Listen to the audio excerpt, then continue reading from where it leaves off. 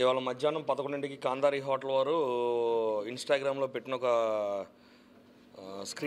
Post చూశాను. నేను చూసి ఆసక్తిగా ఏం జరుగుతుంది అని చెప్పి ఎంక్వైరీ చేస్తే ఇట్లాగా పందింగ్ కోడ్ని ఇట్లాగా పెట్టారు అని చెప్పి తెలుసుకున్నా. సాయంత్రం 4ంటికి వచ్చా, వెయిట్ చేస్తున్నా ఎప్పుడు పెడతారని.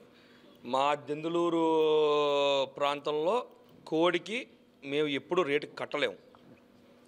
దాని విలువ చాలా పెద్దది మా కల్చర్లో కానీ ఏదైనా సరే. కానీ పాడాలి అనే ఒక ఇదితో వచ్చాను, పాడాను, గెలుచుకున్నందుకు నేను చాలా హ్యాపీగా ఉన్నాను.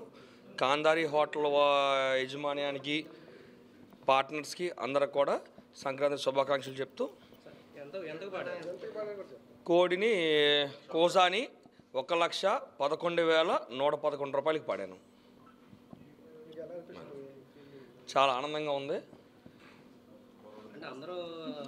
కోడికి రేటు కట్టలేదు కాబట్టి ఎంత పెట్టి కొన్నా సరే దాని విలువ దాందే. అది ఎందుకంటే ఆ కోడిని పుట్టిన దగ్గర నుంచి దాన్ని పెంచడానికి ఎంత ఖర్చు అవుతుందో నాకు తెలుసు.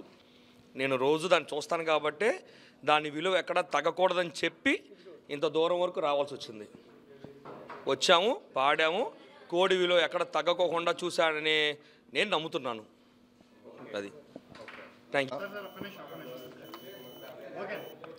మనం అనాదిగా కోడి పందాలు వేయడం జరుగుతుందండి. ఒక కోడి పుంజును పెంచాలంటే 17-18 నెలల పాటు ఆ రైతు పడే కష్టాన్ని నేను కళ్ళారా చూశాను. మా ప్రాంతంలో ఇంచుమించుగా ప్రతి రైతు కోళ్ళను పెంచుతాడు. అయితే చనిపోయిన కోడికి విలువ ఆపాదించడం అనేది ఈనాటి వరకు నా 55 సంవత్సరాల జీవితంలో నేనైతే ఎక్కడా చూడలేదు. మొట్టమొదటిసారి మా మిత్రుడు వంకినేని కృష్ణమోహన్ గారు కాందారి హోటల్ వారి సౌజన్యంతో ఒక చనిపోయిన కోడిని వాడెవడో తీసుకెళ్తా ఉంటే అలా కాదు ఇటు ఇచ్చేయని చెప్పి ఆడు అడిగిన డబ్బు వాడికి ఇచ్చి తీసుకొచ్చి దాని మరణానికి కూడా ఒక విలువని ఆపాదించగలిగిన వ్యక్తి మా కృష్ణమోహనం. కారణం ఏంటంటే పూర్వకాలంలో మన పూర్వీకులు ఎవరైనా శివైక్యం చెందితే వారు మరణించిన రోజుని మనం దృష్టిలో పెట్టుకొని ప్రతి సంవత్సరం వీర్ల పండుగ జరుపుకోవడం అనేది జరిగేదండి ఇదివరకు.